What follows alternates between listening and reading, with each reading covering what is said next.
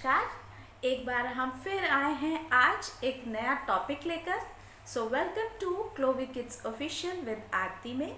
और हम बात करेंगे आज एक बहुत इंटरेस्टिंग टॉपिक के बारे में, और वो है cursive writing. Yes, I know you mothers, you are very happy to hear this topic. बहुत सारी मदर्स ने हमें ये लिखा कि हम ये टॉपिक डिस्कस करना चाहते हैं। तो लीजिए, आज हम ले आए हैं आपका favourite topic cursive writing. Cursive hand writing बच्चों को कैसे सिखानी है, उसमें कितना वक्त लगने वाला है और उसके क्या कुछ पैरामीटर्स हैं, वो आज हम इस क्लासरूम में डिस्कस करेंगे। हमने देखा है बहुत से स्कूल्स कर्सिव हैंड राइटिंग सिखाते हैं, कुछ स्कूल्स नहीं सिखाते हैं, प्रिंट हैंड राइटिंग ही सिखाते हैं। तो कुछ मदर्स अपनी तरफ से बच्चों को ऐसी हैंड राइटिंग सिखाने की शौकीन होती हैं। सो आज हम वही डिस्कस करने वाले हैं। चलिए करते हैं चर्चा। सबसे पहले बात कर लेते हैं पोस्चर के बारे में। जब आप कर्सिव हैंड राइटिंग सीख रहे हैं या जब आप कर्सिव हैंड राइटिंग लिख रहे हैं, उस वक्त आपकी कमर बिल्कुल सीधी होनी चाहिए, एकदम सीधी। और जो टेबल है उसकी तरफ थोड़ा सा आप झुके हुए होना चाहिए। कमर एकदम सीधी हो, यानी कि आप स्टिफली बैठें और आप थोड़ा सा टेबल की तरफ झुके हुए हों, ऐसी पोजीशन होनी चाहिए। दूसरा हम बात करेंगे प्रेशर की।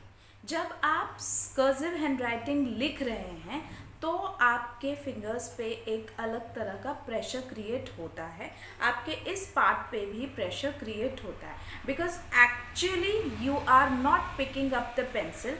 आप पेंसिल को उठा नहीं रहे हैं, राइट? माइंडेड एवरीवन, जो बड़े लोग भी ये देख रहे हैं, बच्चे, थोड़े बड़े बच्चे भी अगर समझ सकते हैं, देख रहे हैं। सो यहाँ पर आपको बिल्कुल भी पेंसिल को उठाना नहीं होता है। आपको एक फॉर्मेशन पूरी करनी होती है, उसके बाद ही आप अपनी पेंसिल को रेस्ट देते हैं। सो कर्सिव हैंड राइटिंग का सबसे मेन रूल यही है कि आप जब उससे लिख रहे हैं तो एक प्रेशर क्रिएट होता है, नो डाउट, बट आपको क्या करना है, फॉर्मेशन पूरी होने के बाद आप अपने आप को आराम दे सकते हैं। नेक्स्ट हम बात करते हैं कि कितना समय लग जाता है।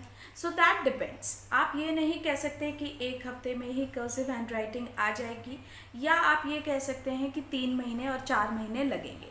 That depends upon the capability. आपकी कितनी कैपेबिलिटी है, आपकी क्षमता पे ये निर्धारित है कि आपको कितना वक्त लगने वाला है कर्सिव हैंड राइटिंग को सीखने के लिए। कुछ बच्चे बहुत जल्दी ग्रास्प कर लेते हैं, तो वहाँ 2 महीने के अंदर ही वो एक्सपर्टीज़ कर लेते हैं, लेकिन कुछ लोगों को बहुत वक्त लग जाता है, से सपोज 4 to 5 मंथ्स भी लग जाते हैं सीखने के लिए, और कुछ बहुत जल्दी ग्रास्प कर लेते हैं। तो दैट डिपेंड्स। और सबसे इम्पॉर्टेंट है कि जब आप कर्सिव हैंड राइटिंग लिख रहे हैं, उसके साथ आपको वर्बल फॉर्मेशंस आने बहुत ज़रूरी हैं। मतलब कि मेरे कहने का ये है तात्पर्य कि आप जो लिख रहे हैं वो आपको पता होना चाहिए बेसिकली कि आप क्या लिख रहे हैं। एग्जाम्पल, जब आप लेटर ए बनाते हैं, जब आप लेटर ए की फॉर्मेशन कर रहे हैं, तो you are actually going from down to up, then again you are coming down, then you are going up, and then again you are coming down. So this is what the formation is. So जब आप एक formation कर रहे हो, आपको उसका verbal form आना बहुत ज़रूरी है, because we always say why. जब हम कोई चीज़ करते हैं उसका कोई रीज़न होता है। तो यहाँ अगर हम कर्सिव हैंड राइटिंग कर रहे हैं तो उसकी फॉर्मेशन आना तो ज़रूरी ही है वर्बली, तभी आप बोलकर बता सकते हो कि मैंने क्या लिखा है यहाँ पर। नेक्स्ट जो हम बात करेंगे वो है बिंदु गठन की।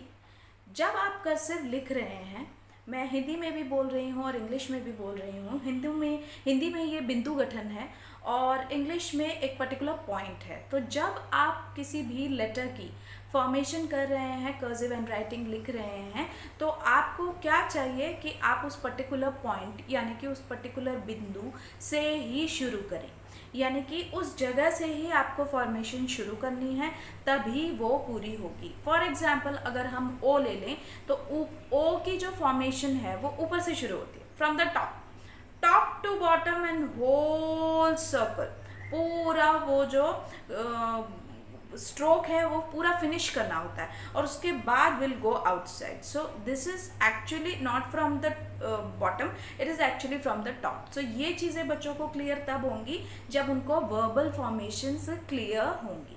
सो कर्सिव हैंडराइटिंग के यस ऑफकोर्स रूल्स हैं.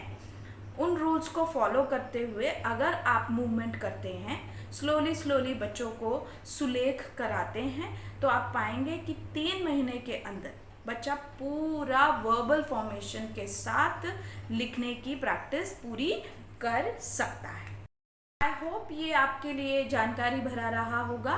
कर्सिव हैंडराइटिंग बच्चों को सिखाएं, एक वक्त पे सिखाएं. एज माइलस्टोन बहुत इंपॉर्टेंट है कर्सिव हैंडराइटिंग को सिखाने के लिए, बिकॉज मैंने पहले भी बताया यहाँ पर जोर पड़ता है, इन फिंगर टिप्स पे भी जोर पड़ता है. तो जब बच्चा पूरी तरह उसकी ये पिंसर ग्रिप ये ग्रिप होती है, दिस ग्रिप, जिससे कि वो होल्डिंग करता है. सो ये पिंसर ग्रिप अगर पूरी तरह से बन जाती है, आप पाएंगे अपने बच्चों में जब वो कलर और पेंसिल होल्ड कर रहा है, जब उसकी पिंसर ग्रिप पूरी तरह से डेवलप हो गई है, तो ही आप उसको कर्सिव हैंडराइटिंग के लिए मोटिवेट करें. नहीं तो बच्चे को प्रॉब्लम आएगी, वो थोड़ा सा परेशान भी होगा, क्योंकि वो एक्चुअली वो फॉर्मेशन पूरी नहीं कर पाएगा. वो पेंसिल अपनी बीच में पिक करने की कोशिश करेगा. बच्चे की ये होती है ट्राइपॉड ग्रिप और ये होती है बच्चे की पिंसर ग्रिप. तो ट्राइपॉड में 3 उंगलियों की बात कर रहे हैं ट्राई, पिंसर ग्रिप में हम ये वाली बात कर रहे हैं. ठीक है. सो पिंसर ग्रिप कोशिश करें बच्चे की जब पूरी डेवलप हो जाए, उसके बाद ही उसको मोटिवेट किया जाए कर्सिव हैंडराइटिंग के लिए. ओके. सो आज के एपिसोड में सिर्फ इतना ही. I hope you like this, और ये आपके लिए जानकारी भरा रहा होगा.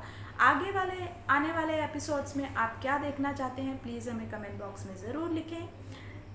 Thanks for watching the video. धन्यवाद.